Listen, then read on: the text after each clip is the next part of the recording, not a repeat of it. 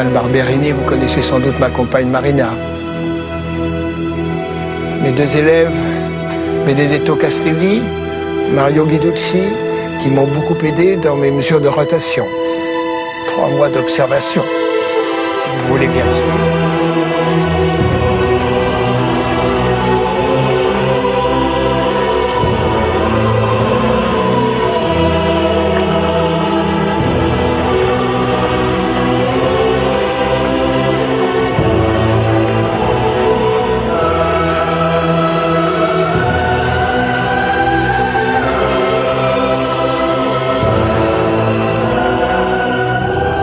C'est la petite chose grise?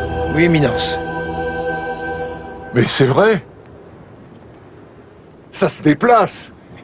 Mais... Vous avez raison, Galilée. C'est un satellite de Jupiter, Éminence. Jupiter a un satellite? Oui.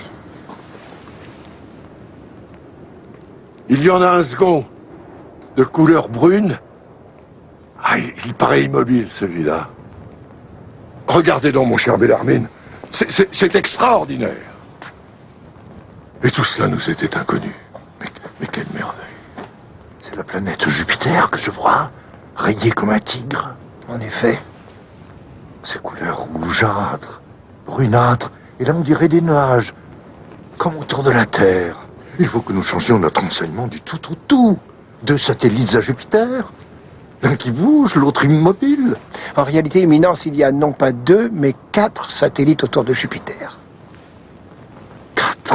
Et chacun tourne à son propre rythme, certains rapides, d'autres très lents. 4 satellites autour de Jupiter. Mais je n'en reviens pas. Et c'est une découverte incroyable. Comment expliquez-vous ça? Je n'explique pas, Éminence, je le constate. L'observation précède toujours l'explication. Il faudra tout de même une explication. Oui, quand nous aurons compris. C'est vrai, ces satellites de Jupiter me fascinent. 4 petits astres tournant autour d'un gros. Oui, je vous comprends. Le ciel est à l'image de la Terre. Oui, ou bien le contraire. Galilée, nous devons revoir entièrement notre astronomie. Vous nous révélez un nouveau ciel. C'est à vous de nous le faire connaître. À vous de mener la révolution. Le collège romain vous aidera, je vous l'assure. Et c'est d'une beauté extrême.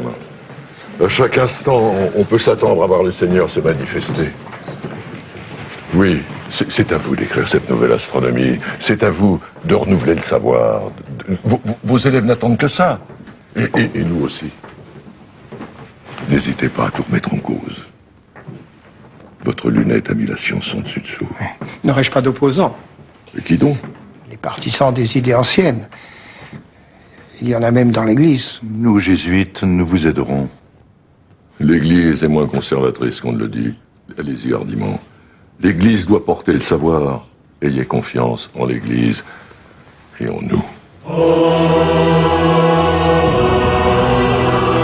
24 ans plus tard, et bien que ce même cardinal Barberini, qui admirait tant Galilée, fût devenu pape sous le nom d'Urbain VIII, tout était différent. Galilée soupçonnait d'hérésie, voyait ses craintes se confirmer. Il était soumis à une instruction préalable menée par le grand inquisiteur, assisté d'un jésuite et d'un dominicain. Un grand procès se préparait.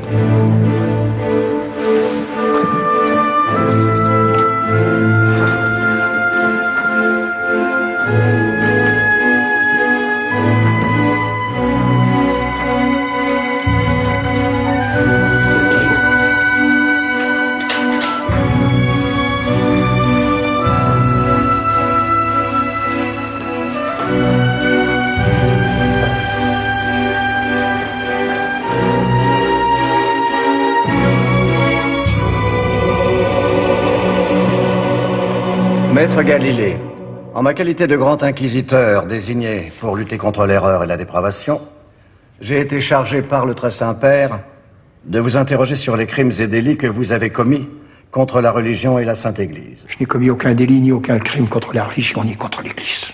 C'est ce que nous verrons. Je suis assisté par 2 éminents théologiens, À ma droite, le père Oreggi, de la Compagnie de Jésus. Et à ma gauche, le père Pasqualio, de l'ordre de Saint-Dominique. Nous devons préparer votre procès. De quoi m'accuse-t-on? Je peux le savoir? L'Inquisition n'accuse pas, elle enquête. Elle cherche à établir la vérité. Ensuite, éventuellement, elle propose un jugement que les princes sont chargés de faire exécuter, au risque, en cas de refus, d'être rejetés hors de l'Église. Nous posons des questions, vous répondez. Nous nous ferons notre opinion que nous transmettrons au grand tribunal, lequel décidera en conscience de ce qu'il doit faire. Mais qu'ai-je fait pour mériter cela? Contentez-vous de répondre à nos questions.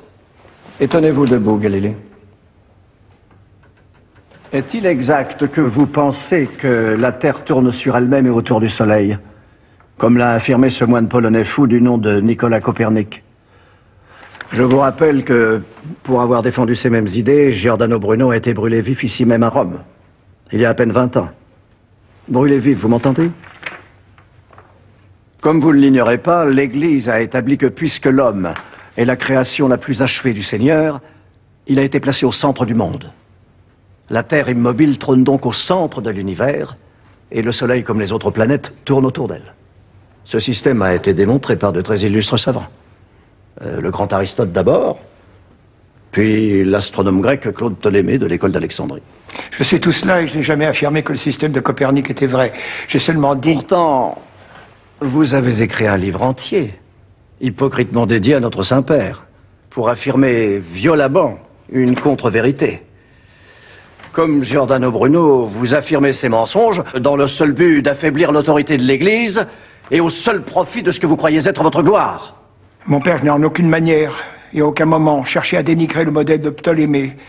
Et jamais je n'ai mis en doute l'autorité sacrée de l'Église. Ce n'est pas ce que nous pensons. Je n'ai pas dit que le système de Copernic était vrai et véritable. J'ai seulement écrit que l'idée suivant laquelle la Terre tournait sur elle-même et tournait aussi autour du Soleil était une hypothèse intéressante et scientifiquement élégante. Élégante? Comment osez-vous prononcer ce mot? On vous dit intelligent. Comment pouvez-vous trouver élégante une idée aussi absurde? Absurde? Pourquoi absurde, Excellence? Mais c'est une évidence. Tenez, cette pièce est disposée de telle manière à ce que l'Est est à votre droite et l'Ouest à votre gauche. Eh bien, que voyez-vous le matin lorsque vous regardez en direction de l'Est? Je vois le soleil qui se lève. Ensuite, le soleil monte dans le ciel, à midi il est sur votre tête, puis il se dirige vers l'ouest. Et que voyez-vous le soir en regardant vers l'ouest? Je vois le soleil qui se couche. Parfaitement. Le soleil se lève à l'est et il se couche à l'ouest. Vous dites qu'il se lève et qu'il se couche. Donc il bouge, il se déplace, il tourne autour de la Terre. Vous le reconnaissez vous-même. Ce sont des mots qui peut-être ne font que traduire des apparences. Que veut dire ici le mot apparence? Excellence, puis-je vous faire une petite démonstration? Sans doute. J'ai besoin de Tonino, mon élève. Je sais qu'il est là. Il a été prévenu. C'est bien qu'il entre.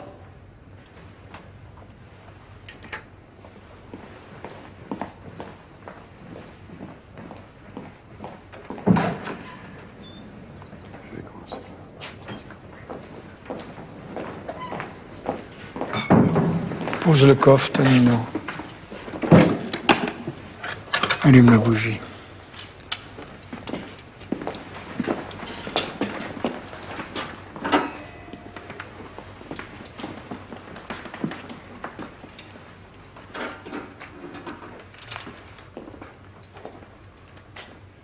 Nous avons là une sphère lumineuse, supposons que ce soit le Soleil.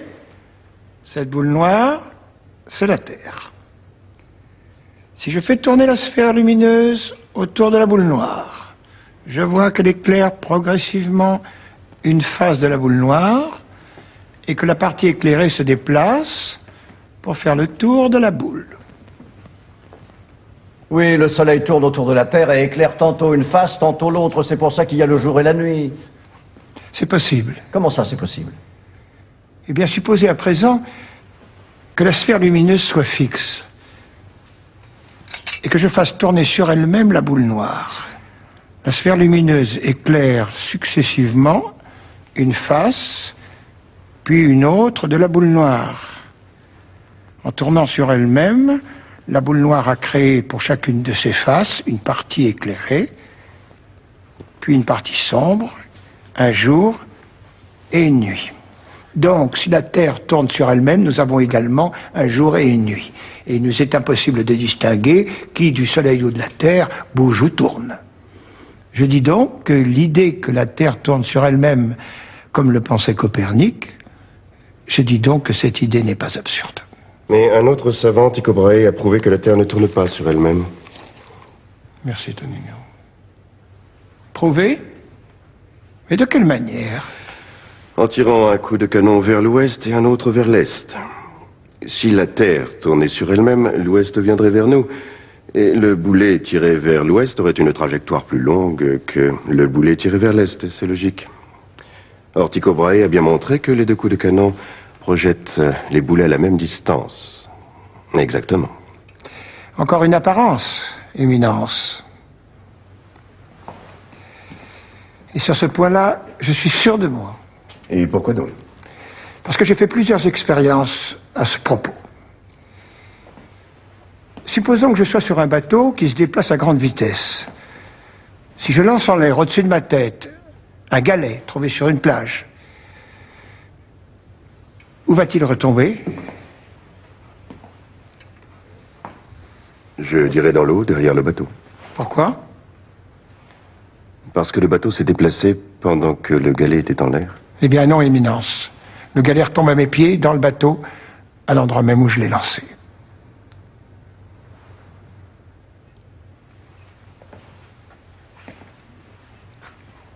Vous pouvez faire cette expérience vous-même, vous pouvez la faire dans votre carrosse. Et l'explication est simple. Le galet fait partie du bateau, comme moi. Il a une vitesse qui est celle du bateau. Si je le lance en l'air, il suit le bateau et retombe à mes pieds. Vous en êtes sûr? Absolument sûr. Et pour l'expérience de Tycho Brahe, c'est la même chose. Mais comment ça, la même chose? Son canon et ses boulets sont sur la Terre. Si la Terre tourne, son canon et ses boulets sont soumis à la même vitesse que la Terre, car ils sont dans le système Terre. Ils en font partie. La Terre est leur référence. Que la Terre bouge ou ne bouge pas, celui qui est sur la Terre ne peut pas s'en rendre compte. L'expérience de Tycho Brahe ne prouve absolument rien. Admettons un instant que la Terre tourne sur elle-même. Quels arguments avancez-vous pour dire que la Terre tourne aussi autour du Soleil et non l'inverse? Cette possibilité est plus facile, je dis bien possibilité, je n'affirme rien. Cette possibilité est plus facile à justifier et plus difficile à argumenter. Que voulez-vous dire par justifier et argumenter? Le fait que la Terre tourne autour du Soleil se justifie par un seul mot, je vous l'ai déjà dit, l'élégance. Dire que les planètes tournent autour du Soleil, c'est retrouver l'harmonie du monde. Quelle élégance, quelle harmonie, que voulez-vous dire? Les petites planètes tournent autour du grand Soleil. N'est-ce pas cela l'harmonie du monde? Celle que nous voyons en toutes choses, les manants tournent autour de leur seigneur, les curés s'agitent autour de leurs évêques, les évêques tourbillonnent autour du pape. N'est-ce pas l'harmonie du monde, telle que Dieu l'a voulu? Étrange rapprochement. Je ne comprends pas où vous voulez nous amener. Vous cherchez à nous égarer? L'organisation du monde, qui est l'œuvre de Dieu, doit obéir à des lois universelles. Et lorsque nous voyons les 4 petits satellites de Jupiter tourner autour du grand Jupiter, on ne peut pas s'empêcher de penser aux petites planètes comme la Terre, tournant peut-être autour du grand Soleil. Mais vous dites vous-même que vous n'avez pas d'argument pour défendre cette idée. Une idée que je tiens pour fausse et condamnable. Non, mon père, j'ai seulement dit que cette idée était moins simple à argumenter. Mais c'est possible. Avec un peu d'attention. Nous vous écoutons. Si les planètes Mars et Vénus, par exemple, tournent autour de la Terre, lorsqu'on les observe, on devrait les voir tourner toujours dans le même sens. En effet, c'est évident. Où voulez-vous en venir? Eh bien, en fait, on les voit tantôt avancer, tantôt reculer. Avancer, reculer, qu'entendez-vous par là? Je ne comprends pas. Évidemment, cela demande de la réflexion. Vous nous prenez pour des imbéciles? Non, Éminence. Non, je voulais dire seulement que c'est difficile à bien comprendre. Que moi-même, Mais laissons Mars et Vénus. Oui, laissons cela, en effet. Car ce que vous apportez ne sont que des affirmations. Très bien, très bien. Alors permettez-moi un autre argument. 2 fois par jour, la mer se retire des plages, puis 6 heures plus tard revient au galop. Oui, cela s'appelle la marée. Un phénomène observé depuis très longtemps et qui demeure inexpliqué. Soit. Eh bien, si l'on admet que la Terre tourne autour du Soleil et tourne sur elle-même, le mouvement de la Terre sur elle-même va dans le même sens que le mouvement autour du Soleil, la nuit. En revanche, le jour, c'est l'inverse. La rotation de la Terre va à contresens du mouvement du Soleil. Donc, si la Terre tourne autour du Soleil, on comprend pourquoi la mer se déplace tantôt dans un sens, tantôt dans l'autre. Qui nous le prouve? Nous n'avons pas de preuves pour l'affirmer. C'est vrai. C'est pourquoi dans mon livre, Le dialogue, je ne choisis pas. J'expose les 2 théories sans choisir. Tu peux te retirer, Tonino, je te remercie.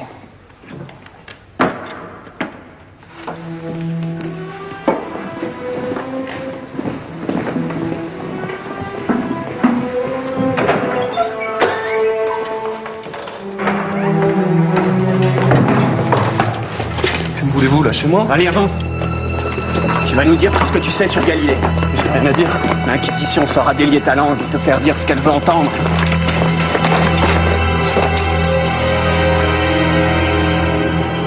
Ptolémée a été en son temps un astronome extraordinaire. Je le respecte et je l'admire. Ses éphémérides sont remarquables. Je les ai moi-même souvent utilisés pour prédire le mouvement des astres dans le ciel. Et confectionner des horoscopes pour les vendre, ce que l'Église interdit. Alors, tout le monde le fait, même des cardinaux me réclament des horoscopes pour savoir s'ils deviendront papes. Ce que vous dites ne doit pas être dit. Soit. J'ai moi-même enseigné le système de Ptolémée pendant de nombreuses années. Et j'ai enseigné aussi, en même temps, le système de Copernic qui place le Soleil au centre du monde. Ce système est apparu, je l'avoue, particulièrement astucieux. Astucieux peut-être, dans le sens qu'il est fait pour tromper son monde. Mais faux. Faux, totalement faux. Je le répète encore une fois. J'ai jamais affirmé que le système de Copernic était vrai. Et le système de Ptolémée faux. Je n'ai fait qu'exposer les 2 théories à la demande du Saint-Père. Taisez-vous. Ne mêlez pas le Saint-Père à vos manigances. Je m'y attendais d'ailleurs. Vous vous réclamez constamment de lui. Vous affirmez publiquement qu'il est votre ami. Je n'ai pas cette prétention. J'ai du respect, oui, de l'admiration, je dirais même de l'affection pour lui. Il est exact qu'il a manifesté dans le passé un certain intérêt pour mon travail, et aussi, oserais-je le dire, pour ma personne. Si tel était le cas, vous ne seriez pas devant ce tribunal, Galilée.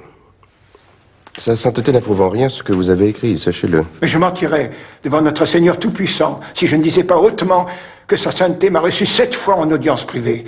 Et au cours de ces entretiens, il m'a suggéré d'écrire ce livre. Quel livre? Le livre que vous incriminez, Le dialogue. À quelle date ont eu lieu ces entretiens? Peu de temps après son élection. Ici, à Rome? À Rome, où le Saint-Père m'a reçu d'une manière qui ne peut s'oublier.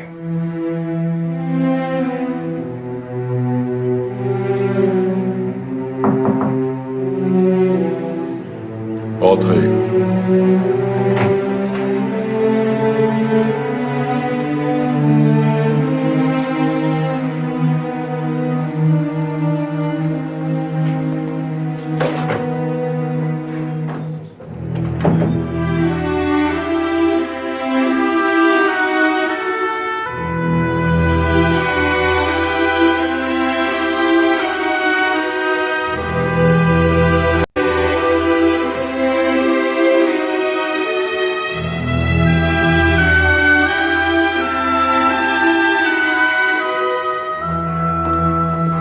Relevez-vous.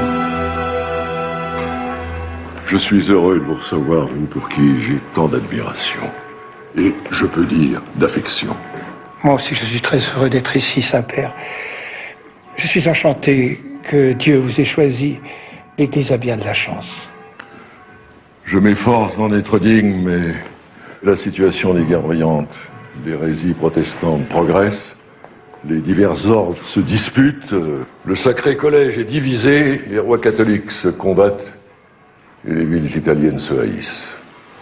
Tous ces désordres, il va falloir les maîtriser, les contenir. Enfin, je l'espère. Asseyez-vous à côté de moi. Merci de m'avoir fait parvenir votre beau message d'espoir par mon neveu Francesco, qui a été votre élève à Pise. Je l'apprécie énormément. Il a un grand avenir devant lui. Oui. Oui, nous allons bientôt les lire à l'Académie. J'ai de grands dessins dont je veux vous parler. Et vous-même, où en êtes-vous? Moi, je continue. Mais je dois me battre sans arrêt, c'est épuisant. Les jésuites me traitent durement. Je sais. Mais à présent, je suis là. Vous ne craignez rien. Notre Église doit être à la pointe de l'éducation, de la science et de la philosophie. Rien ne pourrait me donner plus de joie que ce que je viens d'entendre. Depuis le Messager des Astres que j'ai lu plusieurs fois, vous n'avez guère écrit sur l'astronomie. J'ai écrit l'essayeur sur la question des comètes. Oui, oui, je l'ai lu. Mais vous n'y avez pas abordé les grandes questions. Vous n'avez rien écrit sur les modèles d'univers, rien sur la comparaison entre cette étonnante théorie de Copernic, que vous m'avez rendue accessible, et l'ancienne et géniale explication de Ptolémée, toujours solide. Pourquoi ce silence? Après la querelle qu'on m'a faite en 1616 à propos des taches solaires et la mise à l'index des œuvres de Copernic, je ne savais plus ce que je pouvais dire ou ne pas dire. Cette mise à l'index n'était pas judicieuse. La théorie de Copernic peut être exposée à condition de ne pas affirmer qu'elle est vraie. Il faut libérer le savoir. Oh oui, Saint-Père, libérer le savoir. C'est ce que j'attendais de vous. Il faut laisser les savants développer librement leur science et leur construction intellectuelle, mais de leur côté, il faut qu'ils comprennent que leur réalité n'est pas forcément la vérité. Vous voulez dire que la science ne serait pas la réalité? Pas toujours. Mais lorsqu'il y a contradiction entre la science et les Écritures, c'est sans doute que la science est dans l'erreur. Mais les Écritures sont parfois allégoriques. Galilée, ce n'est pas à vous d'en décider. C'est aux théologiens, aux cardinaux, et à moi-même de donner l'interprétation véritable des Écritures. Séparez, je vous prie, la science et la théologie. Et vous restez libre de découvrir, d'imaginer, d'inventer le monde. Merci de ce conseil, Saint-Père. Si au cours de vos recherches, vous aviez l'impression d'avoir la preuve claire, irréfutable, que la Terre tourne sur elle-même et tourne autour du Soleil, il vous faudra éviter de le dire, de le publier. N'oubliez pas que Dieu a mis la Terre au centre du monde, puisque c'est là qu'il a placé l'homme. Est-ce un argument suffisant? Toutes les autorités l'affirment. L'homme a été créé à l'image de Dieu. Mais si je trouve de nouveaux éléments que je puisse prouver, dois-je les taire? Oh, mais certainement pas. Mais apportez-moi d'abord vos arguments ici, que je les connaisse. Et j'en jugerai la valeur. Et vous déciderez. La vérité n'est pas une mince affaire, Galilée. Nous devons prendre nos précautions. La religion catholique et romaine n'est pas une religion comme les autres. Elle est la vraie. Sans aucun doute. De plus, les fidèles ne s'adressent pas à Dieu directement. Ils n'interprètent pas les textes sacrés comme ils veulent. Entre eux et Dieu, il y a l'Église, qui est sanctifiée par Dieu. Nous ne sommes pas comme les Juifs et les hérétiques luthériens ou calvinistes qui se disent libres de s'adresser à Dieu et de bâtir leur religion à leur façon. Non. La religion catholique est supérieure à toutes les autres, car elle est structurée, organisée, avec au sommet un pape sur qui pèse une très lourde responsabilité, croyez-moi. Tous les fidèles partagent la même foi et suivent les mêmes instructions. Se détourner de ces règles, c'est déjà s'avancer sur les chemins de l'hérésie, donc de l'erreur et de la faiblesse. Soyez prudents. Oui. Pour vous parler franchement, j'ai du mal à admettre que la physique ne corresponde pas à la réalité. ou qu'il y ait deux vérités, l'une pour la science, l'autre pour la croyance. Comment la vérité pourrait-elle être deux? Je souhaite que vous écriviez un livre sur les deux grands systèmes du monde. Le modèle d'Aristote et de Ptolémée et celui de Copernic. Naturellement, vous expliquerez les deux systèmes, mais sans prendre parti. Oh, Saint-Père, je travaille à ce livre depuis 10 ans. Je le ferai sous forme d'un dialogue entre trois personnages lettrés. Le premier expliquera la théorie de Ptolémée, le deuxième celle de Copernic, et le troisième veillera à souligner les points importants. Si vous réussissez à maintenir l'équilibre, ce sera un grand livre. Très utile. Je veillerai à l'équilibre des idées, je vous le promets. Mais il faudra me protéger, Saint-Père. Les jésuites ne sont plus mes amis. Les dominicains me détestent. Ils contrôlent l'Inquisition. Ne vous tracassez pas pour ça. Je suis le pape, ne l'oubliez pas. Écrivez votre ouvrage, envoyez-le moi, et je le ferai imprimer ici, à Rome. Allez, Galilée, reprenez vos travaux. Il me tarde de les lire. Et ne vous inquiétez pas, nous ferons évoluer les choses. Laissez-moi faire. Merci, merci de votre confiance, Saint-Père. Allez, mon fils. Mon très cher fils.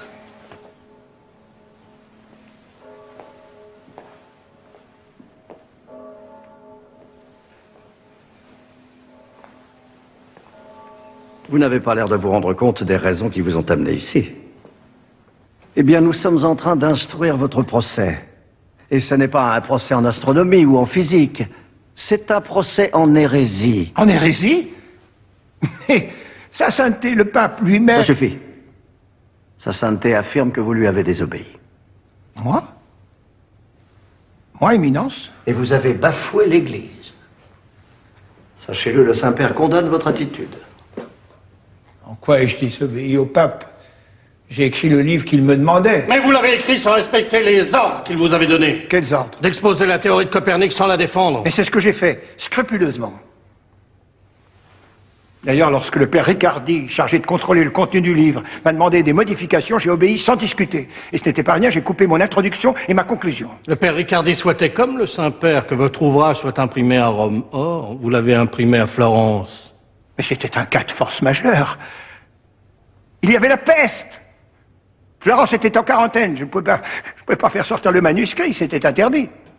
Vous cachez à présent derrière la peste. C'est vrai, chaque fois que j'évoque la peste, je suis d'une profonde tristesse.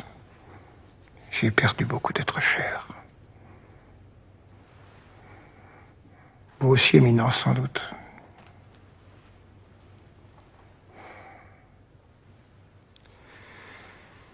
Le Saint-Père vous avait bien recommandé d'exposer d'une manière objective le système de Ptolémée, qui est celui que l'Église enseigne. Je l'ai fait. J'ai exposé longuement la théorie de Ptolémée, qui était aussi celle d'Aristote. Dans votre livre, vous ne l'exposez pas. Vous la ridiculisez. Moi? Vous faites défendre le système de Ptolémée par un personnage auquel vous avez donné le nom grotesque de Simplicio. Oui, en effet. Simplicio... Simplicio. Simple d'esprit. Le nom lui-même trahit votre intention de dénigrement. C'est un simplet qui défend le système de Ptolémée? Mais pas du tout, vous faites là une lourde erreur. Simplicio fut un philosophe romain, très respecté et considéré en son temps comme le meilleur exégète d'Aristote. C'est pourquoi je l'ai choisi pour expliquer le modèle ancien. Comment se fait-il alors que dans toutes les joutes qu'il oppose à Salviati, Simplicio est systématiquement le dessous? Le père Origi a raison. Simplicio a l'air complètement dominé, même parfois ridicule, devant la verve de Salviati. Salviati qui, comme par hasard, défend l'idée sacrilège, suivant laquelle c'est la Terre qui tournerait autour du Soleil. Et dire que vous appelez cette idée, comment dites-vous? Élégante. Ce que vous décrivez là n'a jamais été dans mes intentions. Si j'ai pu, dans mon livre, donner l'impression d'une préférence pour Salviati, je vous prie de me le pardonner. C'est tout à fait involontaire et, comment dirais-je, peut-être sentimental. Donc vous le reconnaissez? Filippo Salviati était un noble florentin, à l'intelligence prodigieuse, à la générosité sans limite. Nous venions de l'élire à l'Académie lorsqu'il est mort victime de la peste. Le rôle peut-être trop brillant que je lui ai donné dans mon dialogue était sans doute un hommage involontaire, posthume, un tribut à l'admiration que je lui portais. Je vois, oui. Mais votre troisième personnage, un nommé Sagredo, celui qui en principe représente l'équilibre et le bon sens, prend lui aussi fait et cause pour Salviati. C'est à n'en pas douter un hommage involontaire et posthume, bien sûr. Sagredo fut autrefois mon élève à Padoue, peut-être le plus doué de tous, un érudit, fin, subtil, toujours bien balancé dans ses raisonnements. Je le voyais comme mon successeur. Lui aussi est mort de la peste. Si jeune. En somme, tous les personnages dont vous vous sentez proche sont les défenseurs du système de Copernic. Et tous sont morts de la peste. Galilée, soyez franc. Derrière ces personnages, n'est-ce pas vous qui parlez? Les morts, ne sont-ils pas des masques derrière lesquels vous vous cachez? Non seulement vous défendez des théories douteuses, mais vous n'osez même pas reconnaître vos opinions. Mais c'est ridicule. J'ai toujours tout assumé. Et on me l'a suffisamment reproché. D'ailleurs, n'est-ce pas pour ça que je suis ici devant vous? Galilée, ayez le courage de nous dire la vérité. Que vous considérez le système de Copernic comme la meilleure explication du monde, que vous l'estimez vrai et véritable. Dites franchement que Dieu, à votre avis, n'a pas mis l'homme au centre du monde. Au moins les choses seront claires. Qui connaît la vérité du monde, à part le Tout-Puissant? La vérité mathématique est-elle la même que la vérité du monde physique? Dieu a-t-il créé le plus élégant des mondes pour les hommes, qui sont tous de grossiers pécheurs? Qui connaît la pensée de Dieu? Peut-être même en a-t-il plusieurs. Vous dévoilez enfin votre sentiment véritable. Vous utilisez la théorie du mort Averroès, théorie selon laquelle il peut y avoir deux vérités. Deux vérités de Dieu. Et bien sûr, pour vous, c'est la science qui détient la vraie vérité, mais le système de Copernic est totalement contraire aux Écritures, le savez-vous? Comment l'ignorer? Vous me l'avez suffisamment répété. Vous voulez que je vous parle franchement, Excellence? Eh bien, je vais le faire. Oui, je pense que le système de Copernic pourrait être le bon. Oui, cela malgré les Écritures, parce que les Écritures ne sont pas prolixes au sujet des astres. Elles ne seraient pas un obstacle insurmontable si la théorie nouvelle devait être démontrée. Et qui, selon vous, devrait réaliser cette démonstration? Les astronomes, évidemment. Évidemment, car c'est dans la science et là seulement que se trouve toute la vérité, n'est-ce pas? Imaginez que l'Église annonce tout à coup que la Terre n'est pas le centre du monde. Et cela dans une époque brutale et déchirée. Ne risquerait-elle pas de provoquer une vaste peur, une immense panique même, qui pourrait ébranler la société, faire chanceler l'Église et favoriser la progression de la réforme? Avez-vous pensé à tout cela, vous condiciez intelligent? L'Église a des responsabilités qui vont bien au-delà de l'interprétation des Écritures. Bien au-delà de la science. Pardonnez-moi, mais je pense le contraire. Exactement le contraire. Imaginez que l'Église entreprenne de modifier l'interprétation des Écritures, ça se passerait dans le calme, sous la haute autorité de l'Église. Mais que cette idée se propage sans l'Église, ou contre l'Église, alors oui, cela pourrait provoquer de terribles égarements. Galilée, vous n'aimez pas l'Église depuis 20 ans que nous vous observons. Vous n'avez cessé de chercher à l'affaiblir. Ah non, je ne peux pas accepter cette accusation, je la récuse de toutes mes forces. Je suis un bon chrétien, un très bon chrétien même, qui prie chaque jour et qui pratique strictement, suivant le rite de notre Sainte Église. Et cela depuis ma naissance, depuis 70 ans. J'ai fait 2 fois le pèlerinage à Loreto. Germano Bruno, lui aussi, prétendait être un bon chrétien. Il l'a prétendu jusqu'au bûcher. Vous ne pouvez pas nous comparer. Non seulement j'ai jamais combattu l'Église, mais j'ai été fait docteur honoris causa du collège romain. Une erreur de plus des jésuites. Je vous en prie, Père Pasqualio. Et mes amis sont tous des ecclésiastiques. Le père Castelli, le cardinal Del Monte, l'évêque de Sienne. Mes 2 filles, à ma demande, sont entrées en religion. Sa sainteté, le pape Urbain VIII, m'a reçu 7 fois... Cessez de vous réclamer sans cesse de sa protection. S'il a éprouvé autrefois quelques faiblesses pour vous, sachez qu'il les regrette. Il les regrette? Il vous l'a dit? Encore une fois, comment expliquez-vous votre présence ici aujourd'hui?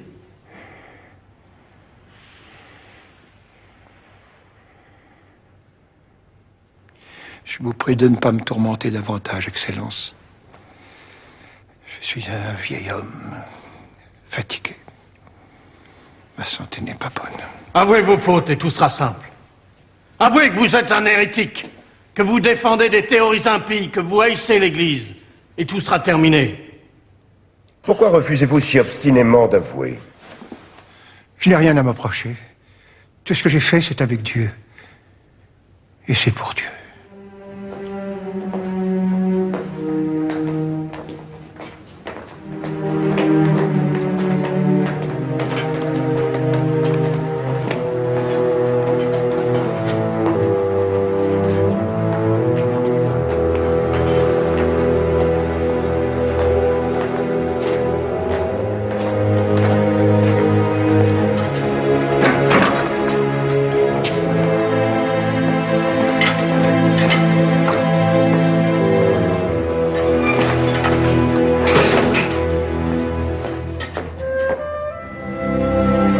Seigneur, toute ma vie, j'ai cherché à me rapprocher de vous, à comprendre votre pensée, votre vision de l'univers. Seigneur, pourquoi m'avez-vous abandonné?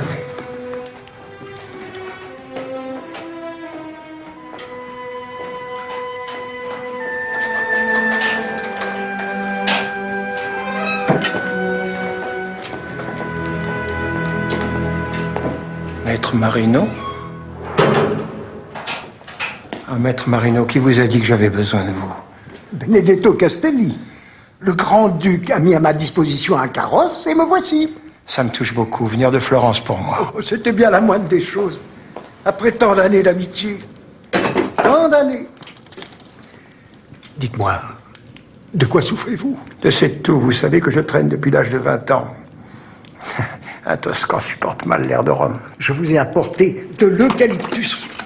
Alors, on vous le fera bouillir tous les soirs et vous en respirerez la vapeur. Ça vous dégagera la gorge. Et votre ventre? J'alterne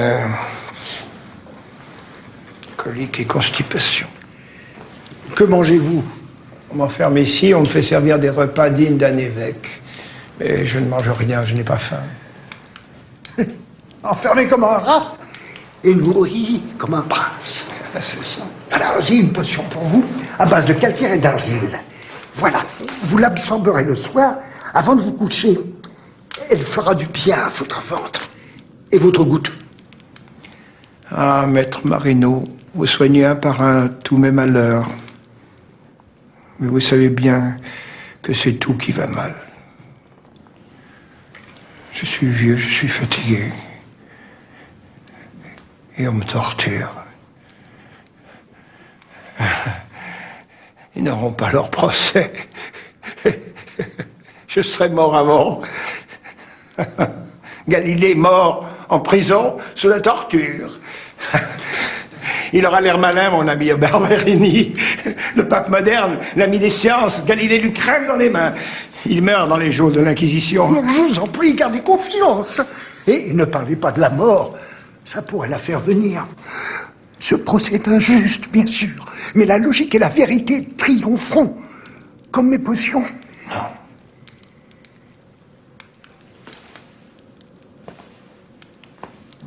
Non.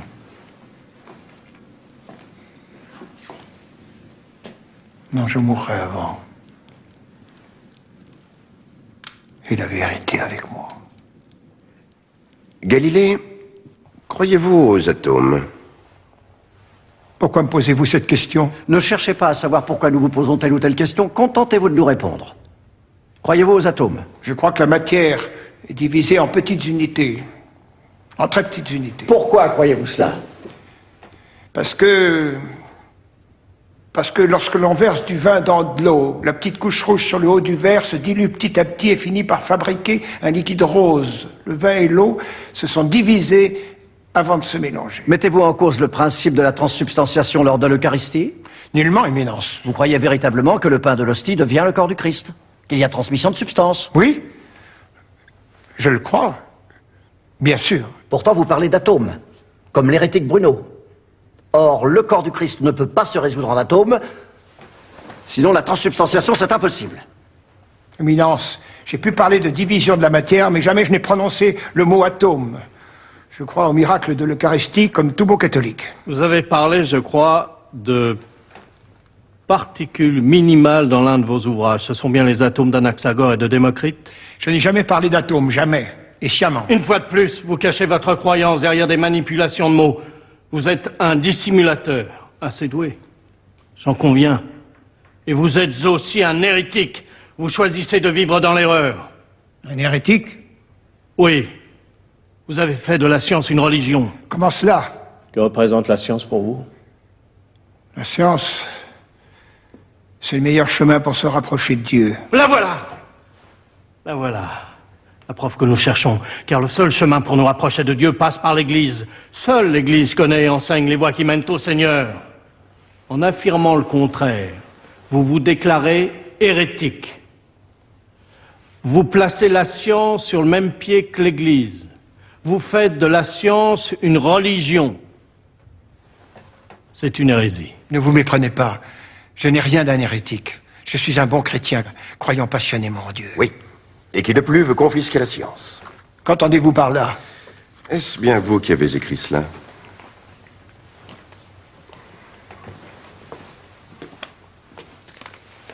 Oui, c'est mon écriture. C'est une lettre adressée au père Orazio Grazzi, directeur de notre collège romain. Je lis ceci. Dites-vous bien que Dieu m'a donné, et à moi seul, le pouvoir de faire les grandes découvertes astronomiques. C'est peut-être injuste, mais c'est ainsi. Alors nous, jésuites, nous en sommes réduits, d'après vous, au rôle de simple spectateur de la science? D'admirateur de Galilée? Vous rendez-vous compte que vous avez franchi les bornes du respect que vous devez à votre Église, à notre compagnie, et plus simplement, les bornes du bon sens? Votre immense orgueil vous entraîne vers l'intolérance scientifique, et plus encore, vers l'hérésie. Oui, j'étais malade. Lorsque les fameuses comètes apparurent dans le ciel, en quelle année était-ce? En 1618. En 1618, oui. J'étais cloué au lit, malade, je n'ai pas pu les observer. Et ce père Grassi l'a fait lui-même avec la lunette que je venais de lui offrir. Lunette que vous aviez achetée en Hollande. Mais pas du tout, je l'ai entièrement fabriquée. Les verriers de Murano m'ont aidé, demandez-leur. Une lunette unique au monde. Elle grossit 50 fois. Par amitié, j'en fabriquais une pour le collège romain, et voilà ce qu'ils en ont fait. Oui, j'étais malade. Ce que racontait Grassi me semblait absurde. Pour vous, naturellement, les comètes n'ont aucun secret. Ah non. Non, je n'ai pas dit ça. Oui, vos écrits sont assez confus là-dessus, d'ailleurs. Je dirais même nébuleux. C'est vrai, je n'explique pas très bien les comètes, je le reconnais. Mais comprenez-moi, j'étais de méchante humeur. J'ai inventé la lunette astronomique, qui fut un don de Dieu. Oui, Dieu voulait ainsi faire de moi le premier astronome de tous les temps. Et un autre se sert de mon invention, de mon enfant, et prétend découvrir des secrets fondamentaux, sans m'y associer. Enfin, c'est tellement déloyal et idiot, car ils savent bien que sans moi, ils ne peuvent rien tirer de leurs observations. Leur théorie qui place les comètes au-delà de la Lune, c'est ridicule. Impossible. Alors que sont dans les comètes? Des illusions d'optique créées par l'atmosphère. Des illusions d'optique? Oui, enfin, peut-être. C'est ce que je crois. Qui nous le prouve. Et puis, maître Galilée, chacun de nous est libre d'observer le ciel. N'étiez-vous pas vous-même à l'origine de cet engouement des jésuites pour les observations astronomiques? Certes, mais en ce temps-là, j'étais l'ami des jésuites. C'est bien ce que je dis. Pour pratiquer la science, il faut être un ami de Galilée. C'est lui qui donne les autorisations. Et nous autres, les jésuites, parce que nous ne sommes plus les amis de Galilée, enfin, je veux dire par là parce que nous ne sommes pas d'accord avec lui en toutes choses, nous ne pouvons plus pratiquer la science. Galilée a confisqué la science pour lui et ses quelques complices. Bel exemple d'esprit scientifique. Vos élèves disent que vous êtes généreux. Bel exemple de générosité.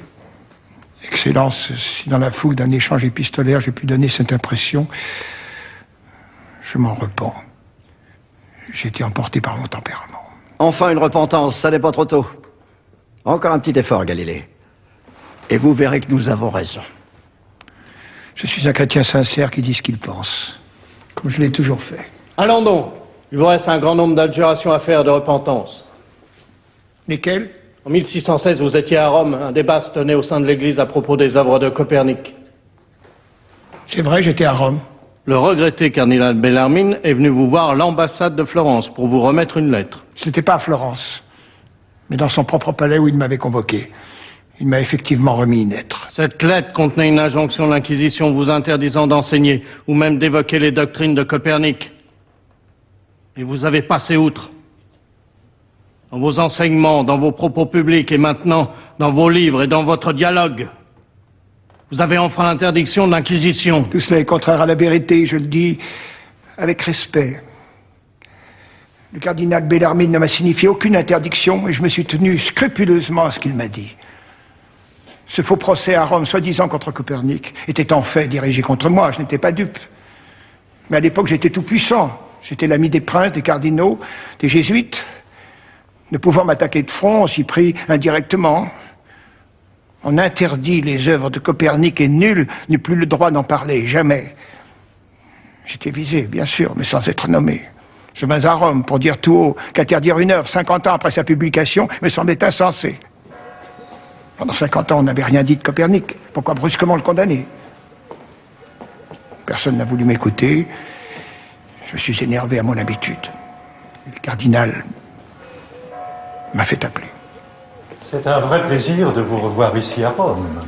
Éminence, il en est de même pour moi. On fait beaucoup de bruit autour des œuvres de Copernic, et certains cherchent à vous nuire. On raconte sur vous des histoires assez déplaisantes. Je sais pourtant que vous êtes un bon catholique. Et je voudrais que vous puissiez poursuivre vos recherches. Que dois-je faire, Éminence? Être prudent, très prudent, surtout en public. Tant que vous considérez les idées de Copernic comme des hypothèses pouvant faciliter votre travail, il n'y a là aucun péché. Ce ne sont que des hypothèses. C'est tout. Vous pouvez exposer la théorie de Copernic, mais sans dire qu'elle est vraie. Comprenez-moi, vous n'êtes pas non plus obligé de dire qu'elle est fausse. Ne dites pas qu'elle est vraie. C'est tout. Ce sont là des subtilités qui, pour nous, jésuites, font partie de notre éducation. Et c'est quelquefois bien utile. On raconte déjà à Rome que vous m'avez convoqué pour me signifier une punition, voire même une interdiction formelle d'enseigner. Oui, tant de rumeurs. Un instant. Je n'ai plus besoin de vous ce matin. Laissez-nous seuls. Oui, tant de rumeurs se propagent à la curie. On se croirait dans un palais florentin. Ne vous en souciez pas. Tenez, je vous ai écrit une lettre. On ne sait jamais. C'est une sorte de sauf-conduit théologique. Le cas échéant, vous la montrerez. Le cachet devrait suffire. Je vous avoue que pour un esprit comme le mien, épris d'idées simples, le cardinal Bellarmine était quelque peu compliqué. Il disait des choses et son contraire. L'éducation jésuite, sans doute. Mais je crois qu'il m'aimait sincèrement et qu'il aimait aussi la science. Par malheur, il est mort et les querelles stériles ont commencé. Galilée, non seulement vous rêvez, mais vous prenez vos rêves pour la réalité. À vous entendre, ils étaient tous vos amis, le cardinal Bellarmine, le pape. Malheureusement pour vous, nous avons la preuve que vous mentez. Mais comment? Le frère Séguiry, qui était le secrétaire du cardinal Bellarmine, a affirmé sous serment avoir assisté à votre entretien. Et que le cardinal vous a signifié une interdiction totale.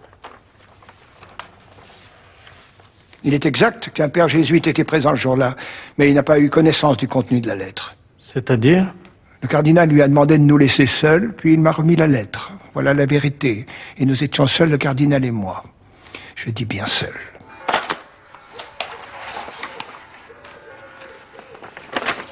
Cette lettre était en deux parties. Dans la première, le cardinal me rappelait que je devais considérer la doctrine de Copernic comme une hypothèse, et qu'ainsi je pouvais continuer mon travail. Dans la seconde partie, il établissait que n'ayant jamais enfreint cette recommandation, je n'avais pas eu à abjurer devant lui. Comme une mauvaise rumeur le laissait penser. Et il n'y avait aucune injonction. Non, Éminence. Galilée, vous devez prouver ce que vous dites, sinon c'est parole contre parole et celle d'un jésuite a beaucoup plus de poids que celle d'un scientifique. Pour ce tribunal, tout au moins.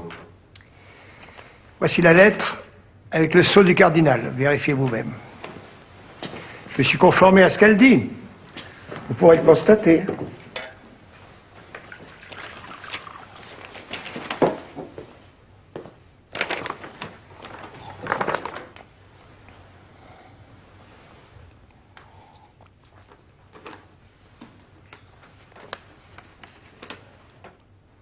Galilée, pensez-vous que le Nouveau Testament s'adresse uniquement au peuple, aux pauvres, aux non-instruits? Nullement. Le livre sacré est la référence ultime pour tous ceux qui épousent la foi catholique. Pourtant, vous avez écrit dans une lettre à Christine de Lorraine que l'interprétation littérale de la Bible était bonne pour le vulgaire, mais que les lettrés devaient lire le texte différemment, de manière métaphorique. Lorsqu'on parle de la main de Dieu, le bon peuple imagine Dieu avec une main. Mais pour le lettré, évidemment, c'est une image, car Dieu n'a pas de main. Je vous cite. J'ai voulu dire que celui qui a fait des études et qui réfléchit apprécie mieux la beauté et la profondeur des Écritures que le vulgaire. C'est pour ça qu'on les enseigne à l'université. Croyez-vous vraiment que l'épisode de Josué dans la Bible puisse être interprété de manière allégorique? Dans ce cas, la mobilité du soleil et l'immobilité de la terre ne pourraient être qu'une apparence. Vous l'avez écrit. Le croyez-vous? Oui, je le crois, Éminence.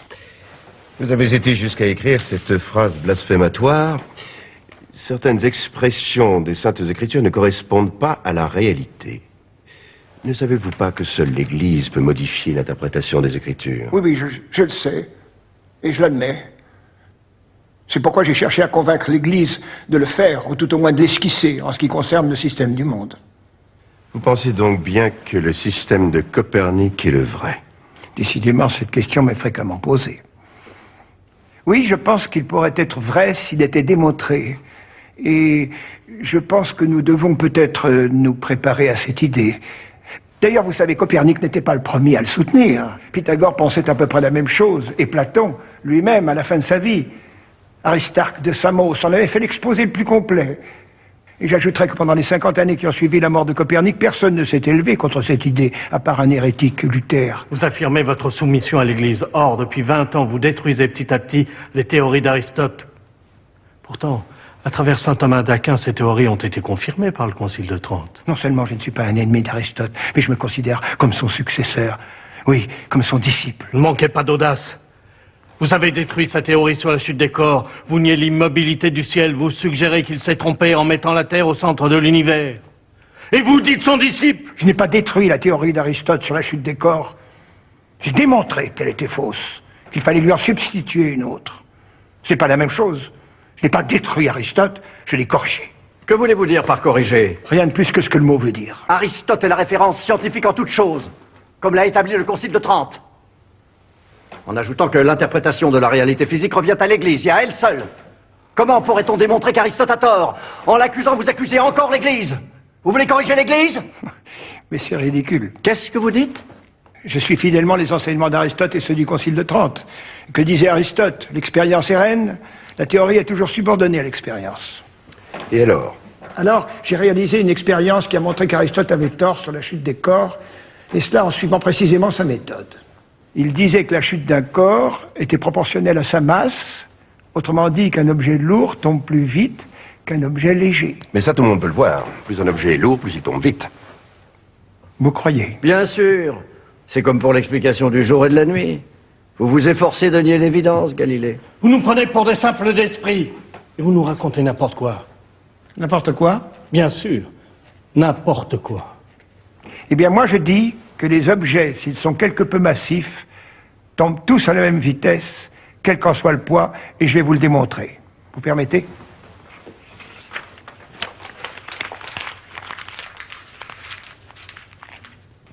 Je prends cette boule de papier dans une main et cette boîte à sable dans l'autre. Je les lâche en même temps, ils vont arriver au sol ensemble.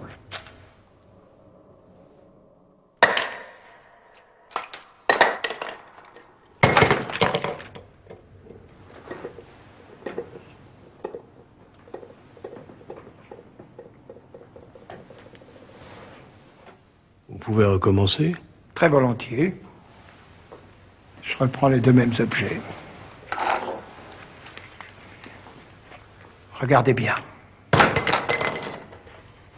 Mais quelle diablerie utilisez-vous? Je n'utilise aucune diablerie. Faites l'expérience vous-même.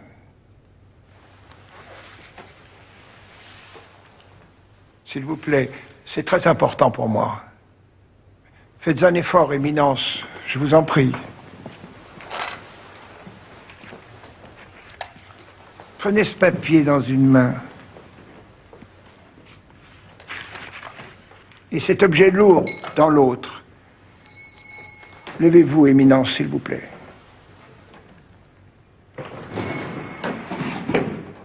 Levez les bras plus haut. Et lâchez les objets en même temps. Je comprends pas. Aristote, pourtant, avait fait lui-même cette expérience. Il disait... Le gland tombe plus vite que la feuille de chêne. Exactement. Comment expliquez-vous cette contradiction? Moi aussi, les observations d'Aristote m'ont longtemps troublé. J'ai réfléchi longtemps, car j'étais persuadé que si j'expliquais cette contradiction qui existe entre ses observations et les miennes, je découvrirais une loi fondamentale de la physique, si Dieu le voulait. Depuis 2000 ans, personne n'avait contredit Aristote sur ce point. Je me trouvais intimidé, comme devant une montagne.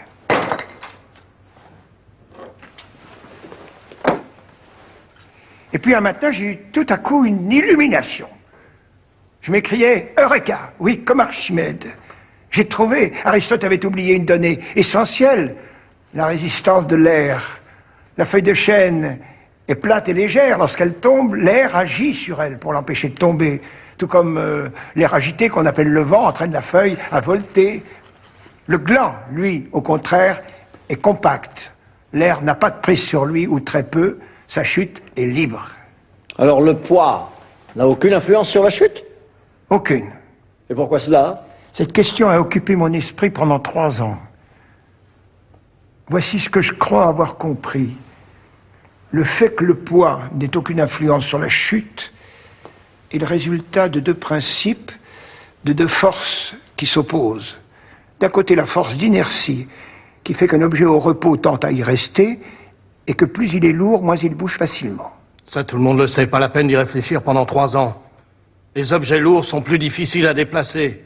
Je n'ai jamais essayé de déplacer un éléphant, mais il doit falloir pousser fort.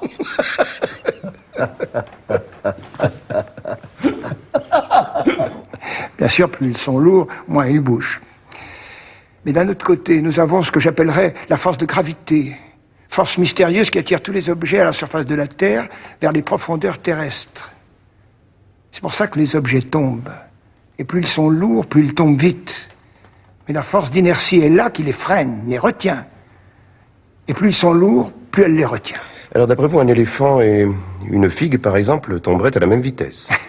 Mais oui, la force d'attraction de la Terre s'exerce plus fortement sur l'éléphant que sur la figue, parce qu'il est plus lourd. Mais dans le même temps, la force d'inertie s'exerce également plus fortement sur l'éléphant que sur la figue, parce qu'il est plus lourd. Alors les 2 forces s'annulent. Mais oui, les 2 forces s'annulent, et la vitesse d'un corps quand il tombe ne dépend pas de sa masse. Votre raisonnement est difficile à suivre. Plus encore à croire. J'ai fait l'expérience plus de 1000 fois. Vous voulez que je recommence? Non, ce n'est pas la peine. Je n'aurais jamais découvert ce phénomène sans l'aide de Dieu. Il nous a donné le goût de la vérité. Et en même temps, il nous la cache. Il a fondé les lois de la nature en utilisant le langage secret qu'on appelle les mathématiques, mais c'est à nous de découvrir ces lois et de déchiffrer ce langage. C'est la recherche scientifique qui nous permet de nous rapprocher de Dieu et d'expier le péché originel. Nous, les savants, nous sommes les hommes de Dieu, choisis par lui. Mon ambition est de mieux comprendre l'univers pour me rapprocher davantage de lui. Alors je suis le chemin qu'il m'a tracé. Car sans lui, je ne pourrais rien.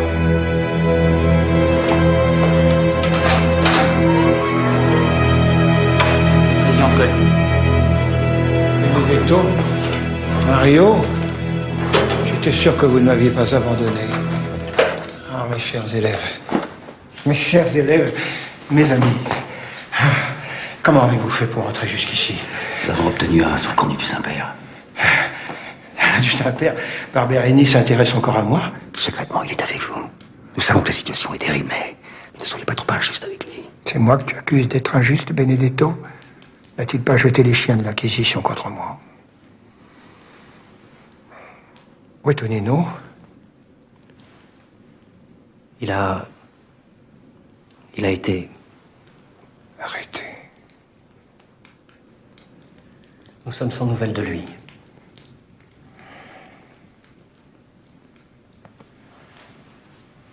Prions.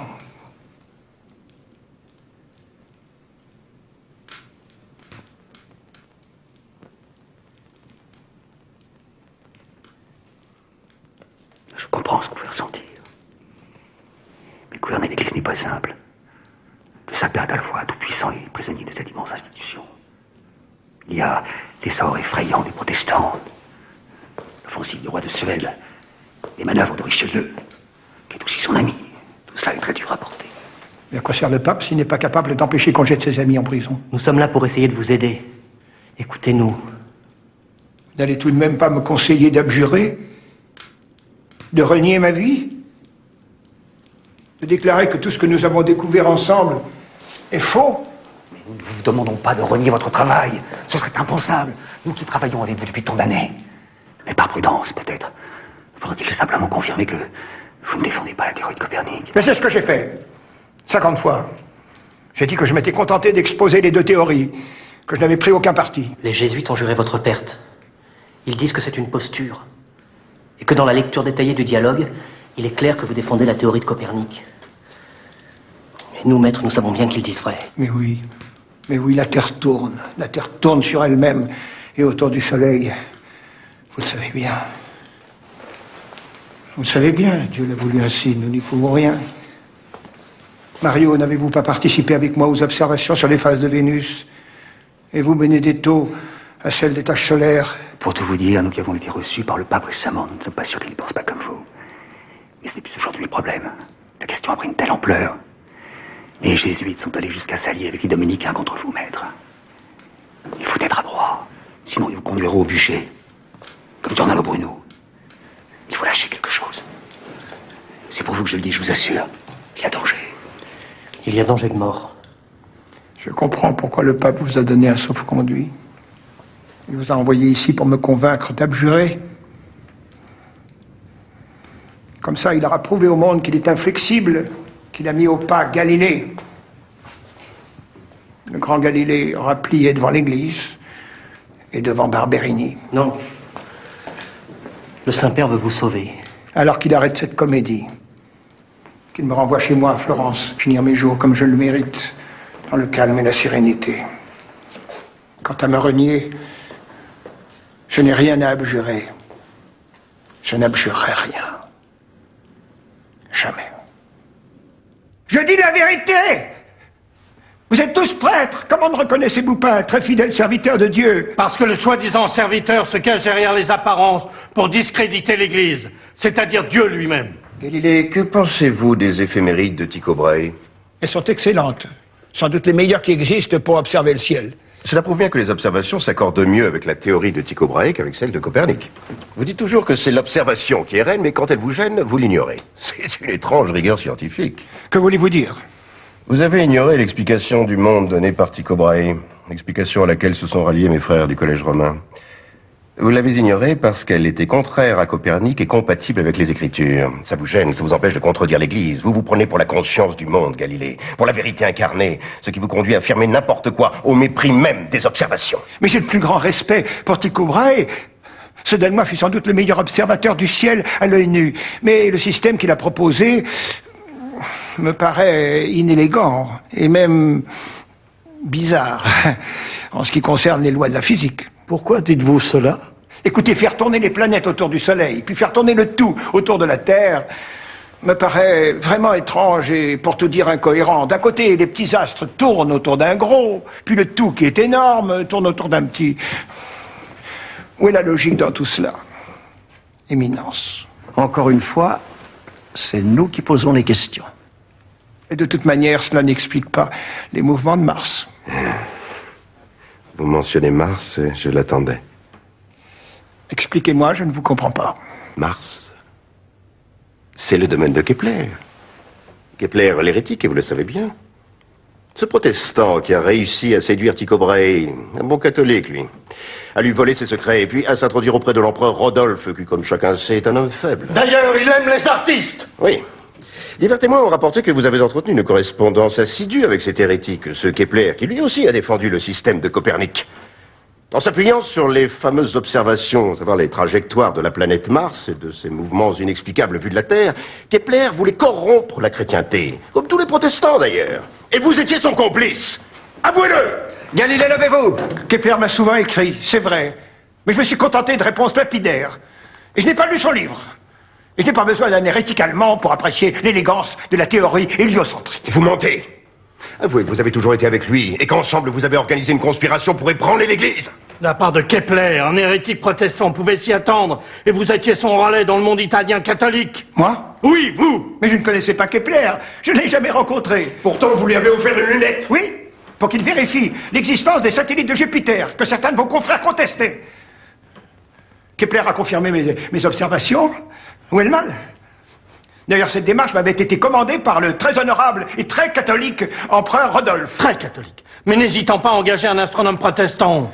J'ai demandé au grand-duc de Toscane ce que je devais faire. Il m'a dit de construire la lunette et qu'il se chargerait de la faire parvenir à l'empereur. Galilée, êtes-vous sûr que le malin ne s'est pas emparé de votre esprit? Moi? Oui, vous! Mon père, personne n'est à l'abri des attaques sournoises de l'esprit malin. Aucun être humain ne peut en être sûr, ni moi, ni ceux qui me jugent. Mais si je regarde en moi-même, avec toute la lucidité dont je suis capable, je sens mon esprit tout entier imprégné et guidé par Dieu. Par Dieu seul. Galilée, mais vous êtes au bord du blasphème. Non. J'essaie de décrire ce que je ressens au plus profond de moi, sans vanité, sans masque, et je ne trouve qu'un immense amour pour Dieu. Je vous en prie, je ne me...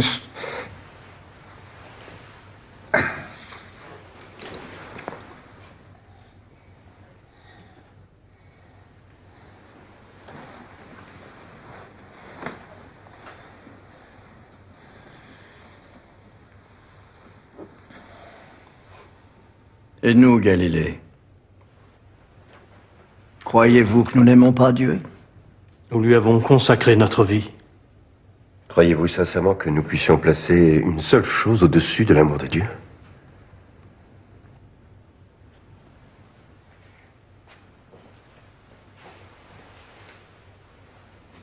Revenons à l'essentiel. Avouez, et tout sera fini. Avouez quoi? Que pour vous, le système de Copernic est le vrai, le seul, le véritable. Nous en avons ici les témoignages. Vous l'avez proclamé en 1614 et 15. Vous l'avez même écrit à votre ami Castelli et Christine de Lorraine.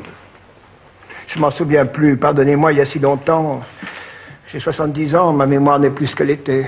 En effet, mais notre mémoire à nous est intacte, elle est ici dans toutes ces lettres qui vous accablent.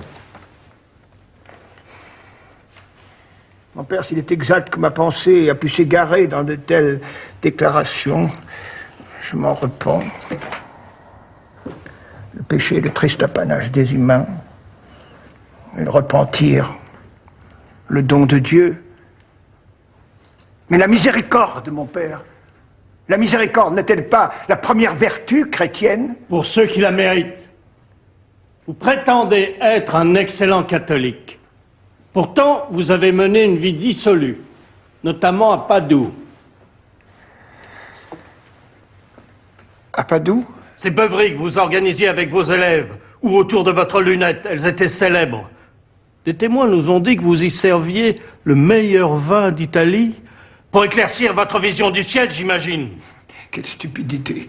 Ces soirées astronomiques étaient studieuses et amicales. Le Saint-Père y a assisté. Il vous le confirmera. Pour la dernière fois, je vous demande de ne plus vous référer au Saint-Père. Et tenez-vous debout, Galilée. N'essayez pas de nous attendrir. Tout ce que je dis est vérifiable. Et cette femme que vous entreteniez? Marina Gamba? C'est un crime? J'étais célibataire. Je n'ai prononcé aucun vœu de chasteté. Moi. Que signifie ce moi? Rien d'autre que ce qu'il dit. L'insolence, Galilée, ne peut que vous nuire. Vous êtes donc fier d'avoir vécu dans la fornication au vu et au su de tous? J'ai vécu pendant 15 ans avec Marina Gamba. Maintenant, elle est morte. Et je n'ai plus que les enfants qu'elle m'a laissés, mes 2 filles qui sont au couvent, et mon fils Vincenzo. J'éprouve d'immenses remords quand je pense à elle. Quel remords? De l'avoir abandonnée.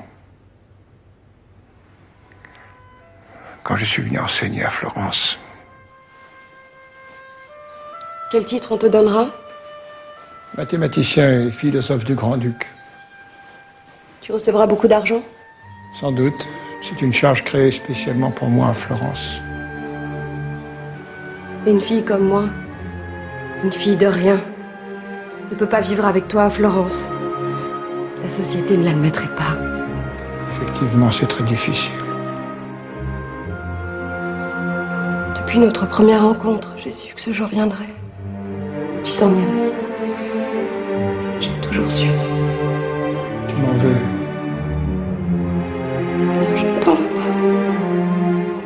Je te comprends. T'avoir connu, avoir partagé ta vie, c'était comme un cadeau du ciel. Moi, une fille sans titre, toi, un grand professeur. Tu m'as poussé à apprendre la musique. Tu m'as appris tant de choses. Tu m'as donné une maison.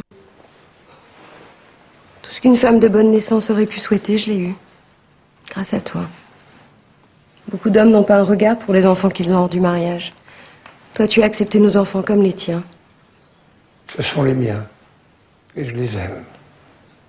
Comme je t'aime. Mais tu passais plus de temps avec les étoiles qu'avec moi. Et je n'étais pas vraiment ta femme. Pourquoi dis-tu ça? Et je n'étais pas la première dans ton cœur. La première, celle à qui tu n'as jamais rien refusé. C'est elle qui s'en va avec toi à Florence. Que veux-tu dire? C'est la science, ta vraie maîtresse. Rappelle-toi, lorsque j'ai fait enregistrer la naissance de Virginia, Claire a écrit « Né de Marina Gamba et de la fornication ». C'était un imbécile, je l'ai signalé au Doge. Tu sais bien qu'un professeur n'a pas le droit d'être marié. Toi qui as bouleversé la science, tu te soumets à ses usages, ses conventions. Tu les acceptes.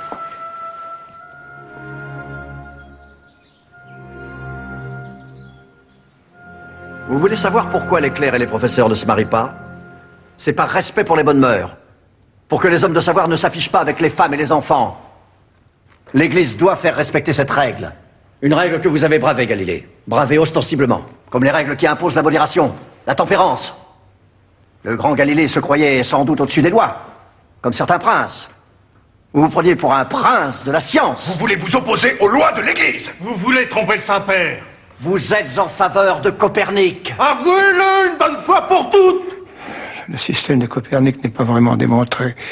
C'est une hypothèse. Admettez que vous voulez affaiblir l'Église. Reliez les livres que vous avez écrits. Et reconnaissez que vous vous êtes égaré lors de vos polémiques avec nos frères du Collège romain. Que vous avez écrit votre dialogue en italien pour que le peuple puisse le lire et qu'il fasse pression sur l'Église, pour qu'une croyance prenne naissance, peut-être même une religion nouvelle. Je suis un très fidèle serviteur de l'Église. Je n'ai rien à ajouter. Relevez-vous. Galilée, il ne faut pas nous prendre pour des naïfs ou des idiots. Vous êtes adroit. Vous avez beaucoup d'entre-gens et de nombreuses relations, même dans l'Église. Mais cette fois, vous ne nous échapperez pas. Nous vous poursuivons depuis 20 ans. En 1592, vous étiez professeur à l'université de Padoue. N'est-il pas vrai? J'avais été nommé par le Sénat de Venise.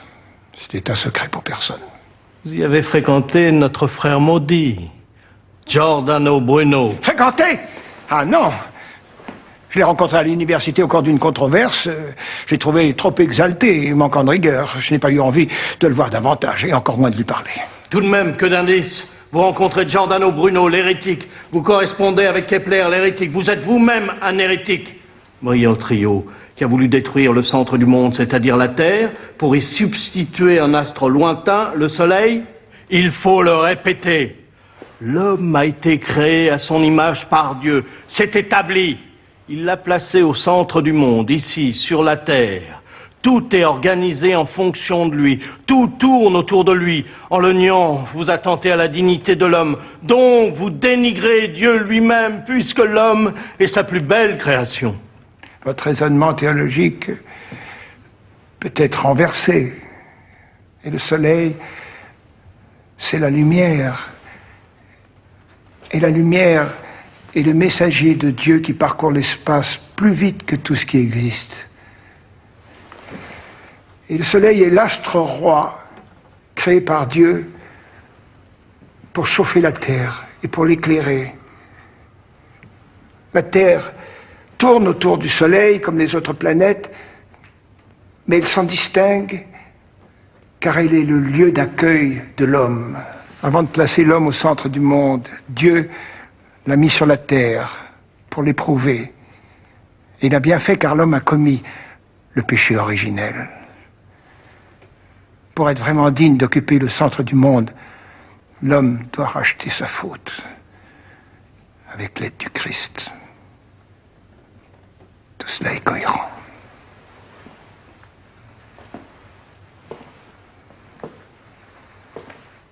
Tout cela est cohérent. Tout cela est incohérent et abominable, comme si Dieu avait besoin de faire des essais. Il n'y a que des erreurs et du blasphème horrible dans votre bouche. Vous êtes un schismatique et vous allez le payer chèrement. Ne nous emportons pas. Nous rapporterons au tribunal la teneur de nos interrogatoires et il statuera sagement et en toute intégrité. D'ici là, Galilée, réfléchissez. Vous avez une nuit entière.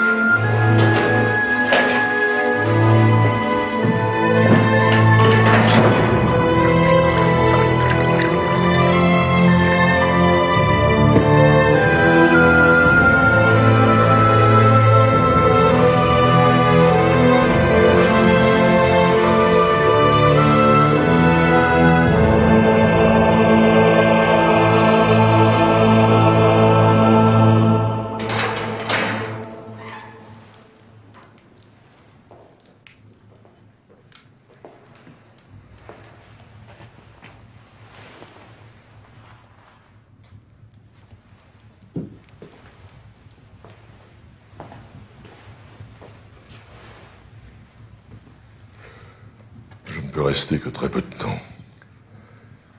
Et si tu dis m'avoir vu ici, je le nierai. Et tu seras sévèrement puni pour calomnie à l'égard du pape. Que voulez-vous de moi, Saint-Père? Venez-vous me demander de trahir ma vie? Ou peut-être de la perdre? Relève-toi, Galilée. Le destin m'a placé dans une position où toutes mes décisions doivent être indiscutables. Tu me comprends? Oui.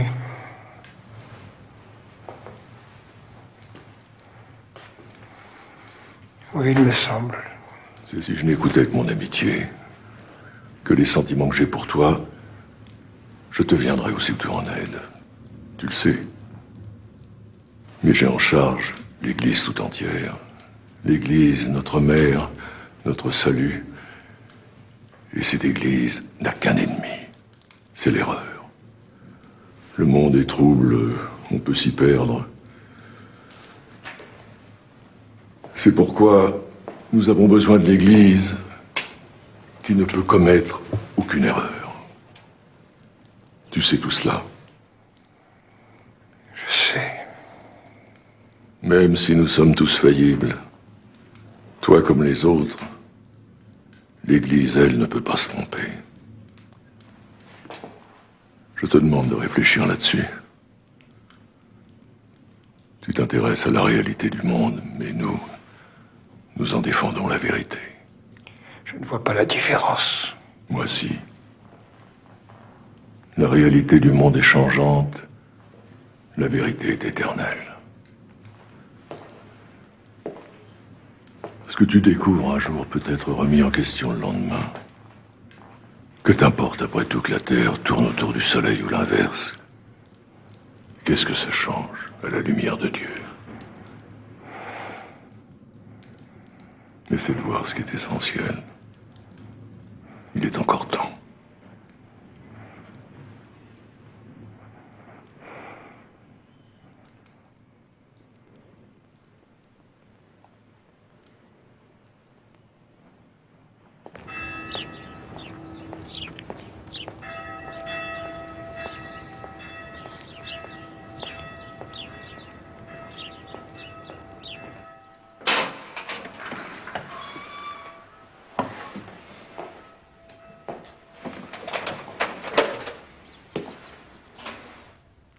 C'est pour aujourd'hui? Oui, pour ce matin. Voici la robe de pénitent, vous êtes prié de la revêtir et de mettre ses sandales. C'est tout? C'est tout, oui.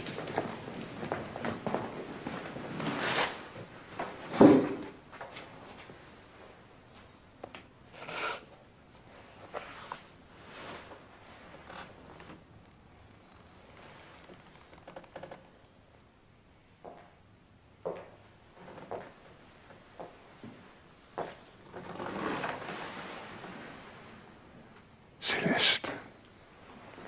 J'ai obtenu de venir vous voir, mon père. Mais juste un instant. Quel réconfort tu m'apportes.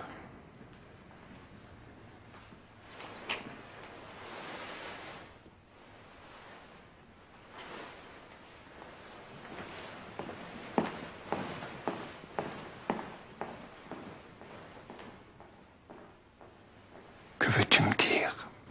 Que je vous aime. Que je ne vous en veux nullement de m'avoir mise au couvent. Étant une fille illégitime, je ne pouvais pas avoir une vie comme les femmes bien nées. Heureusement, Dieu m'a accueillie avec joie. Et j'ai pris pour nom Sœur Céleste, en votre honneur, mon père. Car je suis fière de vous.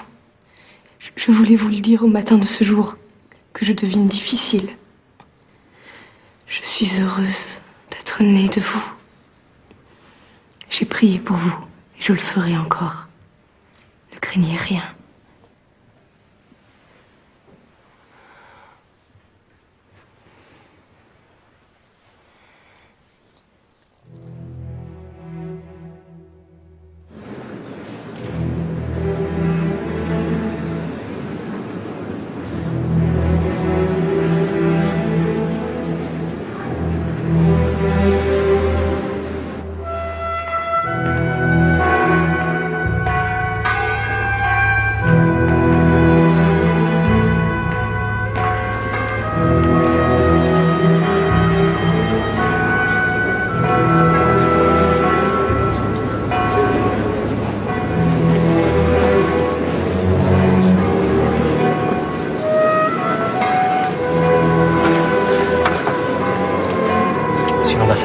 Toujours bien.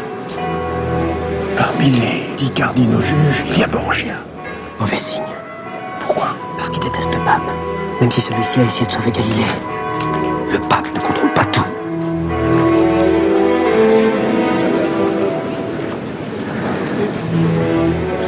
Croyez-vous qu'ils vont brûler ses œuvres? J'ai envoyé un exemplaire du dialogue à l'éditeur Elsevier en Hollande. Un à Descartes, un autre à Mersenne. Regardez, mes chers collègues du professeur, Ludovico della Colomba qui travaillait avec lui à Pise, et Crémonini de Padoue. On peut toujours compter sur nos amis pour nous trahir. Les cardinaux juges.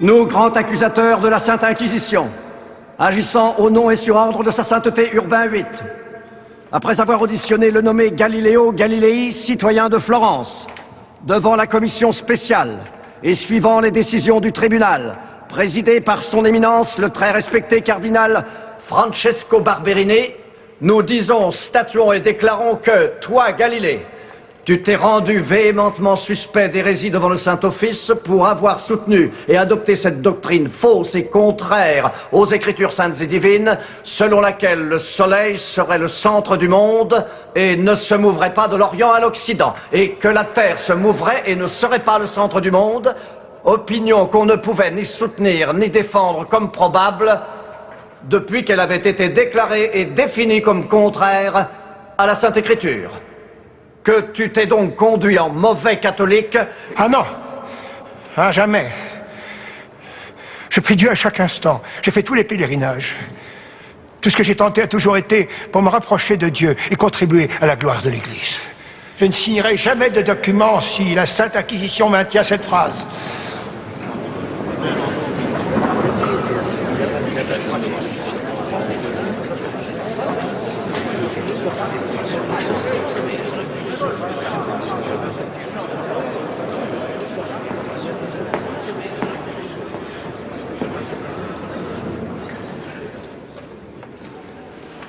Puisque le tribunal semble d'accord, dans un geste de clémence à votre égard, nous retirons cette phrase. En conséquence, tu as encouru toutes les censures et peines imposées et promulguées par les sacrés canons de toutes les lois réprimant de tels délits, et en particulier celui d'hérésie. De celle-ci, nous consentons à te délier, à condition d'abord que d'un cœur sincère et d'une foi non feinte, tu abjures, maudisses et détestes devant nous de telles erreurs et délits, ainsi que toute autre erreur ou hérésie contraire à l'Église catholique, apostolique et romaine, de la façon et sous la forme que nous t'avons prescrite.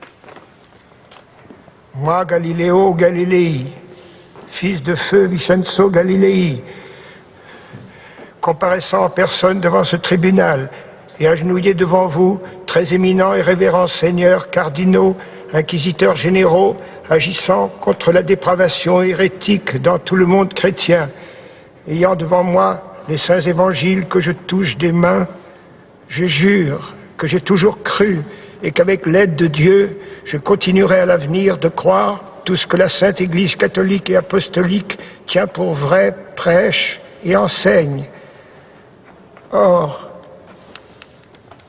malgré les injonctions de la Sainte Église, j'ai écrit et fait imprimer un livre sans autorisation formelle dans lequel j'ai présenté l'idée que la Terre tourne sur elle-même et autour du Soleil sous un jour exagérément favorable qui pouvait faire penser que je le croyais. Mon erreur, je le confesse, a été causée par un mélange d'ambition vaniteuse et de pure ignorance. Pour cela, j'ai été très justement jugé comme suspect d'hérésie. Voulant ôter de l'esprit de tout fidèle chrétien la suspicion suivant laquelle je croirais que la Terre tourne sur elle-même et autour du Soleil, j'abjure, je maudis et déteste d'un cœur sincère et d'une foi non feinte ces erreurs.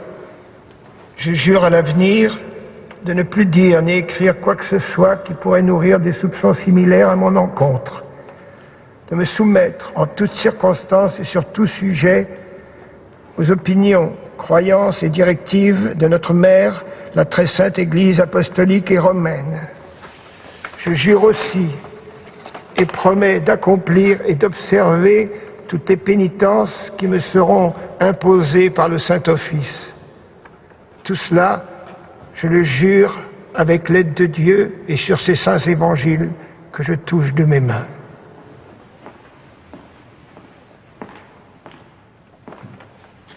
Moi, Galiléo Galilei, j'ai abjuré, comme ci-dessus à Rome, dans le couvent de la Minerve, ce 22 juin 1633, et signé de ma propre main.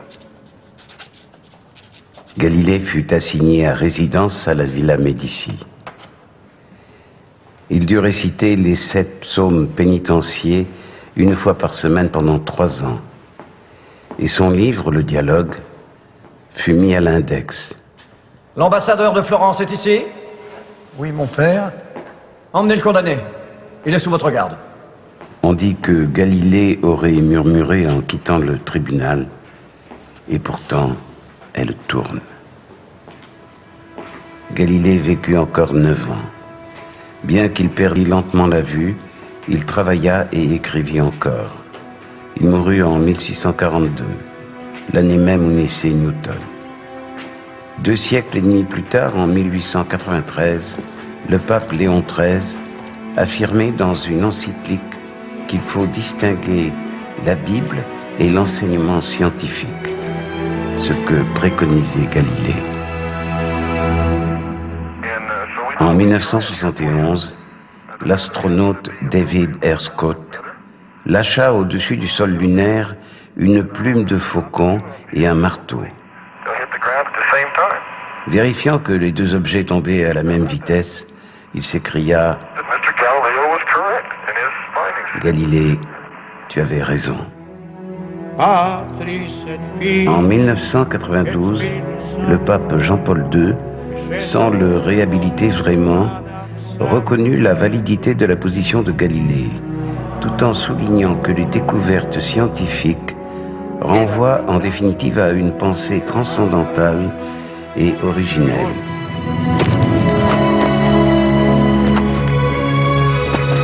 Ainsi, celui dont les livres avaient été brûlés prenait peu à peu sa vraie place de père de la physique moderne.